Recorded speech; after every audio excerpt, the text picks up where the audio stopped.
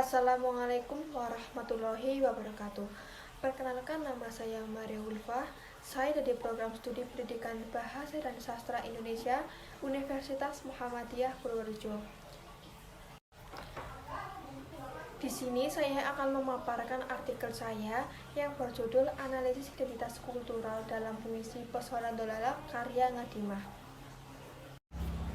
Langsung saja, yang pertama yaitu latar belakang. Puisi merupakan karya sastra yang terikat oleh irama, matra, rima, serta penyusunan larik dan bait. Puisi juga dikenal sebagai seni tertulis yang isinya merupakan ungkapan pikiran, perasaan, mengandung pesan, dan bahasanya indah.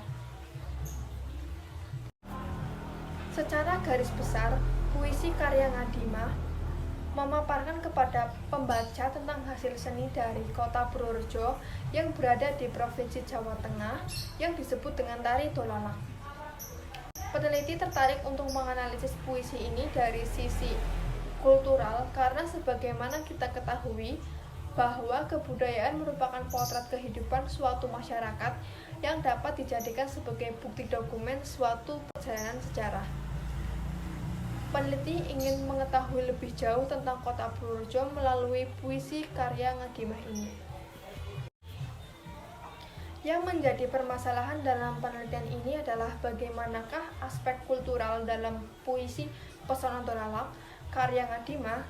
Tujuan penelitian ini yaitu untuk mendeskripsikan aspek kultural dalam puisi karya Ngadimah. Penelitian yang baik adalah penelitian yang dapat menjadikan manfaat bagi banyak orang. Oleh karena itu, penelitian ini diharapkan dapat memberikan manfaat untuk pembaca, diantaranya sebagai alternatif bahan rujukan bagi pembaca dan penelitian selanjutnya. Kemudian penelitian yang relevan. Analisis identitas kultural dalam puisi Pesona Dolalak karya Ngadimah ini relevan dengan penelitian Elda Aryani, Yuyu Yunengsi, Mekari Ismayani tahun 2019 yang berjudul Analisis Identitas Kultural dalam Puisi Ibu Indonesia karya Sukmawati Swekarno Putri. Persamaannya yaitu sama-sama membahas analisis identitas kultural pada puisi. Perbedaannya objek material yang digunakan. Penelitian Elda Aryani ini objek kajiannya adalah Ibu Indonesia, puisi Ibu Indonesia karya Sukmawati Swekarno Putri, sedangkan puisi ini menggunakan puisi Pesona Dolalak karya Ngadimah. Kemudian penelitian Nasriani tahun 2018 yang berjudul Kajian Sosiologi Sastra dalam Puisi Kandai karya Deasi Tirayo. Persamaannya yaitu sama-sama menggunakan metode kualitatif. Kemudian perbedaannya penelitian Nasriani menggunakan kajian sosiologi, sedangkan penelitian ini menggunakan analisis identitas kultural. Kemudian penelitian Rati Sabdiadi, Imas Maisaro, Pipin Firmansah, dan Dida Firmansah yang berjudul Analisis Struktural dan Nilai Moral dalam Cerpen Kembang Gunung Kapur karya Hasta Indriana. Persamaannya yaitu sama-sama menggunakan metode kualitatif. Kemudian perbedaannya dalam hal analisisnya. Penelitian Rati Sabdiadi menggunakan analisis struktural dan nilai moral dalam cerpen, sedangkan penelitian ini menggunakan analisis identitas kultural dalam puisi. Kemudian metode penelitian. Penelitian ini merupakan penelitian deskriptif kualitatif. Penelitian kualitatif dilakukan untuk menjelaskan dan menganalisis fenomena, peristiwa, dinamika sosial, sikap kepercayaan, dan persepsi seseorang atau kelompok terhadap sesuatu. Kemudian sumber data penelitian ini adalah dari buku antologi puisi Kalau Katana Pusaka yang diterbitkan oleh Kopi Sisa dan CV Nuhandra Production tahun 2022. Buku ini ditulis oleh 36 penyair yang berasal dari Purworejo termasuk Ngadimah. Kemudian hasil dan pembahasan. Itulah budaya dolalak yang ada di kotaku. Isi teks pada bait ketiga terdapat kata kotaku yang memiliki makna kota si aku yang merupakan tempat dolalak berkembangnya kesenian tari dolalak. Penggunaan kata aku menjelaskan kepada para pembaca bahwa puisi ini Ngadimah memiliki peran sebagai seorang pengarang sekaligus tokoh dalam puisi Pesona Dolalak. Bait pertama, gema tabuh musik yang mereka sapa, do, la, la, itulah nadanya, mengiringi tarian yang mempesona, tarian khas asli Purworejo tercipta.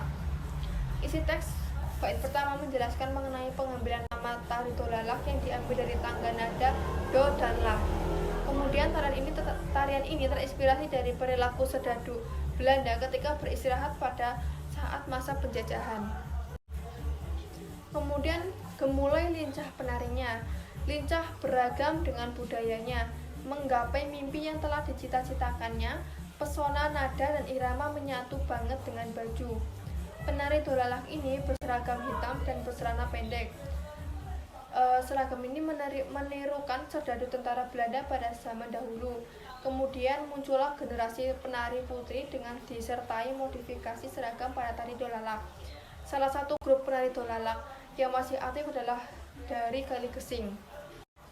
Seragamnya, itulah budaya dolalak yang ada di kotaku. Purworejo berirama kota kelahiranku.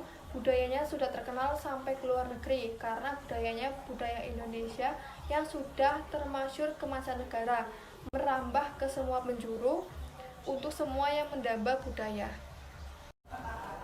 Tarian ini sudah berkembang pesat, bahkan sudah menjadi brand image Kabupaten Purworejo.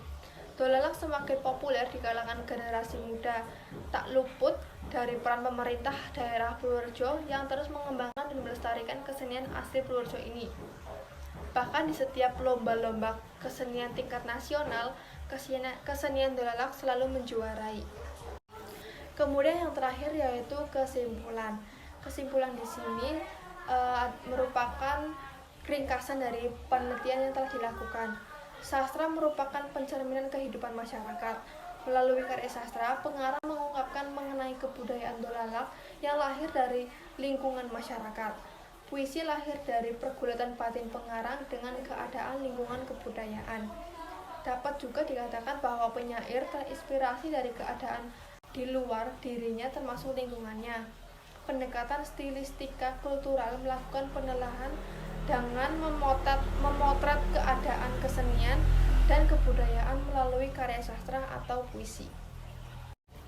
Sekian pemaparan artikel yang telah saya buat. Bila ada kata yang kurang berkenan, saya memohon maaf ya sebesar-besarnya. Billahi taufiq wal hidayah. Wassalamualaikum warahmatullahi wabarakatuh.